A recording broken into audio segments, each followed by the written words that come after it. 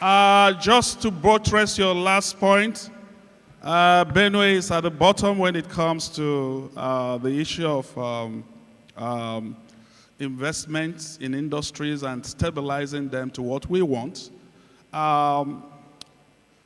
Online assessment has told us that Gombe, Jigawa, and Sokoto are the top three with ease of doing business.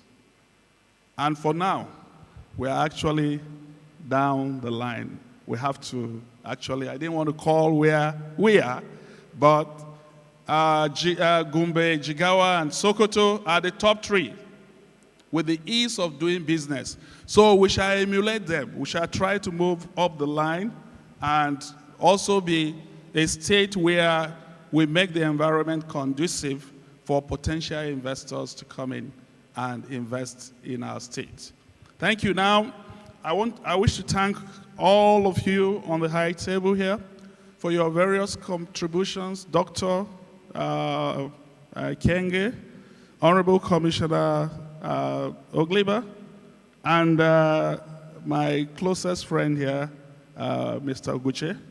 Thank you for coming up here and sharing your thoughts about this topic. We won't let the audience go without interaction. I'm going to take 3 questions, no, 4, 2 this way, 2 this way. Our topic today, like you know, is investment incentives and the ease of doing business, unlocking Benue economic potentials. I would like people to contribute. Yep, I can see hands up. I'll take one at the extreme there and one extreme here. One lady here, just behind, yeah, and then the man in white. Man in white, yeah. This side, who? Yes, His Excellency wants to say something. Any other person here? All right, sir, we'll take you. So 1, 2 there. Take the microphones to the lady first, yep. Go ahead. Good afternoon, House. My name is Mrs. Aja Cordelia Nnenna. I am one of the directors with Clear Energy International Limited and Divine Shelter Development Company Limited. Now, I love this one. I've loved it from yesterday, but this morning, I love this one. When architects was talking about real estate, I said, that is good. That I have a lot to talk about. I'm sure majority of the people in this house knows about Graceland Housing Estates. It's the project of my company, Divine Shelter Development Company Limited in Benue State. Of course, I have lived in Benue State for 32 years now, and I've done businesses ranging from hotel management of Bandico hotels to telecoms, to real estate, and to oil and gas now. So I've been part of Benue State. Now, when the panelists were discussing, they made mention of the government providing enabling environment. Now, I can beat my chest to tell you that in the area of real estate, the government have been doing well. Using myself and my company as an example, we started the struggle from the time of His Excellency George Akume. He made it possible for us to be able to get a land, though not by government allocation. After his regime, we started the estates, started building the estate. And we finished it and allocated. I personally headed the allocation of the estate to civil servants in Benue State. And I made sure that the houses were not allocated to the big wigs in government. We made sure, because it was for low-income earners, and I made sure we allocated them to those low-income earners. Now, after the allocation, it was commissioned and people moved in. 10 or 12 years down the line, now, some of the beneficiaries have refused to commence repayment. Why did I bring this up? It's not all the time we talk about government, government, government. We can talk about ourselves. Self-discipline. We must begin to imbibe that attitude of self-discipline. We have to discipline ourselves. We have to take responsibility of our payments. When you are in a place, imagine the house. I was in Abuja just last 2 weeks. I went around the city to look for where we can also invest in housing. A 500 square meter of land in Abuja goes for 150 million.